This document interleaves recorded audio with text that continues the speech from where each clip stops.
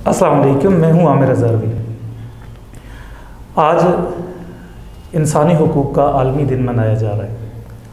आज के दिन सीख और उसके जो सरबराह हैं शेर अफजल साहब और मैडम रिदा साहिबा, इन्होंने एक प्रोग्राम रखा है जिसमें मुख्तलिफ़ मकातब फ़िक्र से ताल्लुक़ रखने वाले मुख्तलिफ़ दिमाग लोगों को आज जमा किया और बातचीत की। एक मुख्तसर सी एक कॉन्फ्रेंस थी, प्रोग्राम था जो बहुत अच्छा था। उस प्रोग्राम में मुख्तलिफ़ लोग आए, तो एहसन ख़ान साहब भी तशरीफ़ लाए हैं।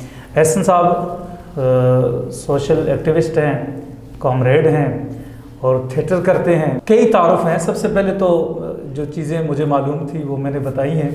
तो आज ज़रा एक तो इंसानी हुकूक़ के हवाले से भी ये दिन कब मनाए जाने लगा और मुआशरे में इस वक्त क्या चल रहा है बात करेंगे।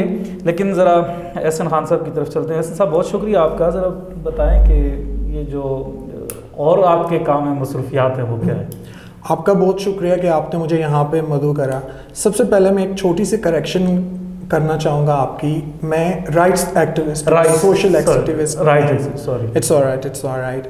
और मैं थिएटर भी करता हूँ। इसके अलावा लेफ़्ट की पॉलिटिक्स से मेरा ताल्लुक़ है और मैं एक अदना सा कॉमरेड हूँ। अवामी वर्कर्स पार्टी के साथ मेरी पॉलिटिकल एफिलिएशन है। और इसके अलावा मैंने एमफिल किया है इंटरनेशनल इस्लामिक यूनिवर्सिटी से, तो आप कह सकते हैं कि मैं सोशियोलॉजिस्ट भी हूँ। और ह्यूमन राइट्स के हवाले से मेरा काम जो है तकरीबन 2007 से शुरू हुआ था। ये उस टाइम स्टार्ट हुआ जब आपको याद होगा पाकिस्तान में वकला की तहरीक से मैंने अपनी एक्टिविज़म का स्टार्ट किया। एग्जैक्टली उसमें मैंने शुरू किया था। उसके साथ फिर बाकी हमारे जो कॉमरेड्स थे, दोस्त थे, प्रोग्रेसिव लोग थे, उनके साथ फिर काम करते आज यहाँ एग्जैक्टली। अच्छा सर, मेरा सवाल ये है कि ये जो इंसानी हुकूक़ का आलमी दिन है, ये दिन क्यों मनाया जाता है? इसकी क्या वजह पेश है कि ये 10 दिसंबर को ये दिन रखा गया और आज तक ये दिन मनाया जा रहा है? हाँ, सबसे पहले हमें हिस्टोरिकल पर्सपेक्टिव इसका देखना पड़ेगा। जब पहली जंग अज़ीम और दूसरी जंग अज़ीम ख़त्म हुई तो इस दौरान इतना क्यास था, इतने वार क्राइम्स हुई थी, इतनी वायलेशन हुई थी लोगों के ह्यूमन राइट्स की। तो इस हवाले से फिर जो है लोगों ने सोचा, जो अक्ल शऊर रखते थे, कि जो कुछ अभी ये हो गया है ये मज़ीद नहीं होना चाहिए। जितना नुकसान जो है पूरी इस दुनिया के लोगों ने उठाया है, बाकी इंसानों को नहीं उठाना चाहिए। फिर 1948 10 दिसंबर को एक universal declaration of human rights जो है वो उन्होंने तैयार किया। और उस टाइम 56 जो उसके जो असेंबली के जो मेंबर थे, उन्होंने इसके हक़ में इसको सपोर्ट किया और ये फिर उसके बाद से ये लागू हो गया। और उसी दिन की मुनासबत से आप समझ सकते हैं कि ये universal declaration of human rights की वो बर्थ का दिन था, पैदाइश थी, और उसकी तारीख़ पैदाइश फिर अब हर साल मनाई जाती है। जंगें बहुत हो चुकी हैं, अमन होना चाहिए। दुनिया ने जो नुकसानात उठाए हैं मज़ीद न उठाएं। अच्छा सर, ये इंसानी हुकूक़ के हवाले से आपने देखा होगा कि बहुत सारे लोग सवाल भी उठाते हैं, कहते भी हैं कि जी इंसानी हुकूक़ वाले फ़लाँ मसले पे बात करते हैं, फ़लाँ पे नहीं करते, फ़लाँ। ये कुछ मख़सूस जराइम हैं जिन पे इंसानी हुकूक़ के जो वर्कर हैं वो बात करते हैं, या ओवरऑल जो जराइम होते हैं उनके हवाले से? सबसे पहली बात तो ये है कि ये बहुत गलत तासर है जो कि मैसेज में पाया जाता है कि जो इंसानी हुकूक़ के नुमाइंदे होते हैं वो सिलेक्टिव जो इश्यूज़ होते हैं उनको हाईलाइट करते हैं। ऐसा नहीं है। हम कोशिश करते हैं कि जो कहीं भी वायलेशन हो रही हो दुनिया के कहीं कोने में भी, किसी भी कोने में ही, तो हम उसके लिए आवाज़ उठाते हैं, उसके मज़लूम के हक़ में बोलते हैं कि ताकि मज़लूम को पता चले कि वो अकेला नहीं है, लोग हैं उसके हक़ में बोलने के लिए। और इवन के डिफरेंट स्कूल ऑफ थॉट्स के लोग होते हैं, हम उनके हक़ के लिए बोलते हैं। ना तो हमारा उनके साथ कोई ताल्लुक़ होता है, ना तो कोई और वाबस्तगी होती है, ना हम लोगों का रिलीजन एक होता है, ना हम लोगों की क्लास या सोशल जो बाकी जो सारी चीज़ें हैं उसमें से कोई भी उनके साथ मुताबिकत नहीं रखती। बट एक चीज़ हम सब में कॉमन होती है, इंसानियत। तो और ऑब्वियसली हम उसके लिए बोलते हैं। दुनिया के किसी भी कोने में भी अगर कोई भी इंसान है जिसके ऊपर जुल्म हुआ है तो हम उसके लिए आवाज़ उठाते हैं, बोलते हैं। जैसे देखिए हमारे जो मुल्क है यहाँ बहुत सारे लोग मारे भी जाते हैं, उठाए भी जाते हैं, बहुत सारे लोग एहतजाज भी फिर करते हैं कि हमारे लोग।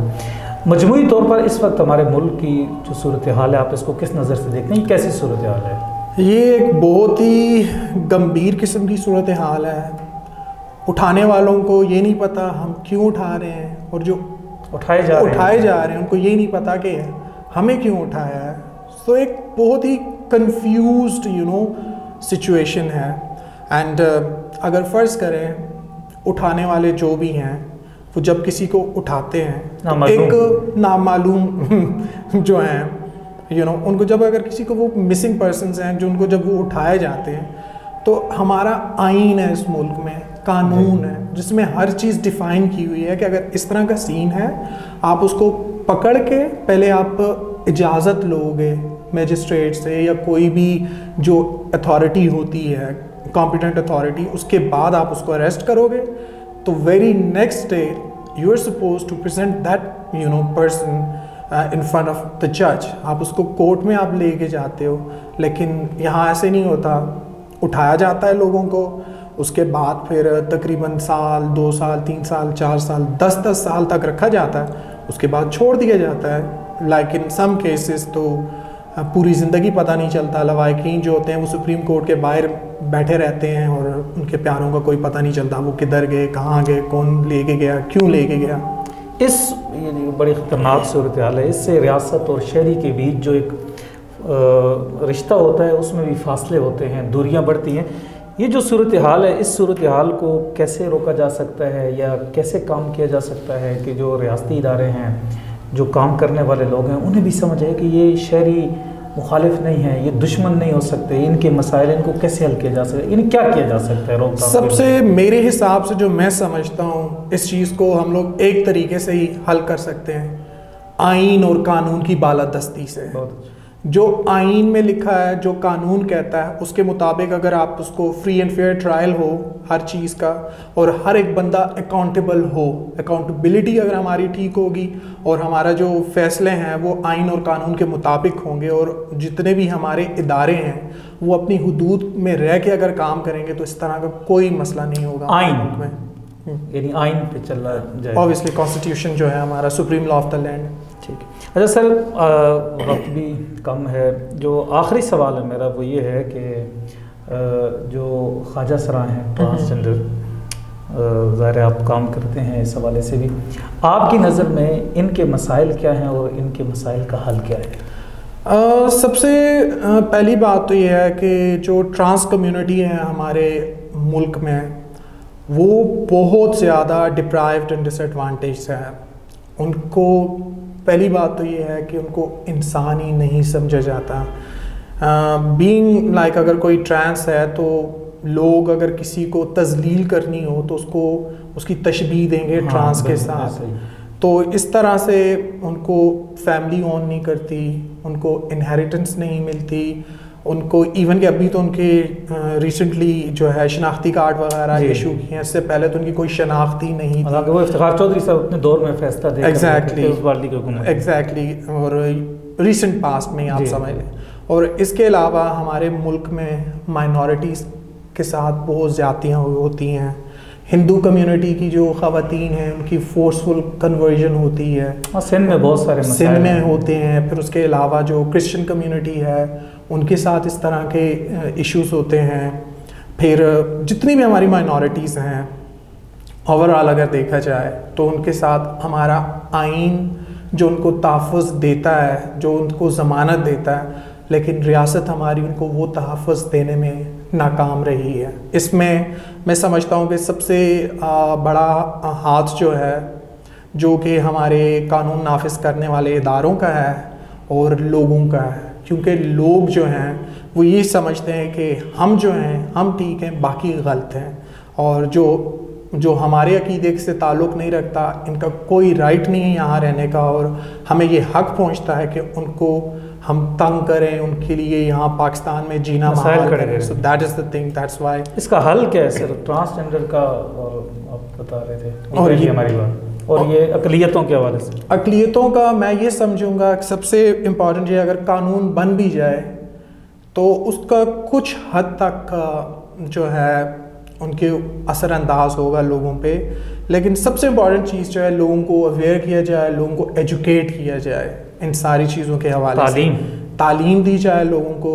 और ये जो प्रॉपर ये जो इश्यूज़ है, माइनॉरिटीज़ हो गए, ट्रांस हो गए, इसके अलावा और जितने भी मार्जिनलाइज सेगमेंट है हमारी सोसाइटी में, उसके ऊपर काम होना चाहिए। इवन कि एनिमल वेलफेयर के ऊपर आपने अभी रिसेंटली कवन एक हाथी था मरगज़ार चिड़ियाघर इस्लामाबाद में, हम 3 साल उसके लिए प्रोटेस्ट करते रहे, उसको सेंचुरी बचवाओ, सेंचुरी बचवाओ। और ये हम शुक्रगुजार हैं कि इतने सालों बाद अभी पिछले दिनों गवर्नमेंट ऑफ पाकिस्तान ने उसको कंबोडिया जो है वो सेंचुरी में भिजवा दिया गया।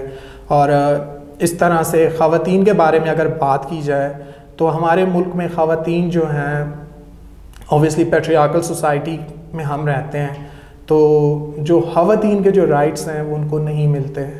इसके ऊपर भी हमें इस चीज़ को भी सेंसिटाइज करना चाहिए, इसके ऊपर हमें बात करनी चाहिए और इवन के लोगों को अंडरस्टैंड करना चाहिए कि माशरे को हसास बनाना। एग्जैक्टली कि लोगों को एहसास हो और लोग एक दूसरे को समझ सकें कि अगला बंदा भी इंसान है और उसी की भी वैसी फीलिंग्स हैं, उसके भी वैसे ही एहसास है, उसको भी वैसी तकलीफ होती है जैसे साथ डीलिंग की जाए। Exactly, not like an object जिस तरह से नॉर्मली हमारी सोसाइटी में जिस तरह से समझा जाता है ख़वातीन को, उनको आगे बढ़ने नहीं दिया जाता, उनके साथ हमेशा से एक इनडिफरेंट बिहेवियर रहता है। इवन कि फैमिली में अगर बेटा है उसको प्रेफर करेंगे, उसको खाने के लिए अच्छा देंगे, उसको पहनने के लिए अच्छा देंगे, उसकी एजुकेशन जो होगी वो अच्छी होगी। अगर एक बच्चे को वो एजुकेशन को पेरेंट्स जो हैं वो सपोर्ट कर सकते हैं या उसको बर्दाश्त कर सकते हैं, वो क्या करेंगे कि अपने बेटे को बोलेंगे ये हमारा बेटा है, बेटी का क्या है, इसकी तो कल को शादी होना जानी है तो उसने अपने घर चले जाना है। फिर इस तरह से वरासत में बेटियों को हिस्सा नहीं दिया जाता, बेटियां अपनी मर्ज़ी से काम नहीं कर सकती एंड जो उनकी जो प्रोफेशनल लाइफ जो है उस पर वो कुछ कर नहीं सकती, उनको डिसीजन मेकिंग का कोई राइट नहीं होता। और यह है कि हमारे माशरे में बदलाव आएगा क्योंकि अभी हम मुझे लगता है कि ट्रांजिशन फेज जो है वो हमारा स्टार्ट होने लगा है and may be with the passage of time चीज़ें बहुत बेहतर होंगी। लेकिन यह है कि स्ट्रगल हम सबको करनी चाहिए और हम सबका फ़र्ज़ बनता है कि इन सारे इश्यूज़ पे बोलें, इन चीज़ों को सेंसिटाइज़ करें जिसकी वजह से लोगों में शऊर आए और जो मसाइल हम लोगों ने फेस किए हैं, हम देख रहे हैं, हमारी आने वाली नस्लें जो हैं वो ना देखें। बहुत शुक्रिया एहसन खान साहब, ये आपने एहसन खान साहब की गुफ्तगू सुनी है। हम आपकी आरा के मुंतज़िर रहेंगे। आप हमें बताइएगा कि ये प्रोग्राम आपको कैसा लगा। इजाज़त दीजिए, अल्लाह हाफ़िज़।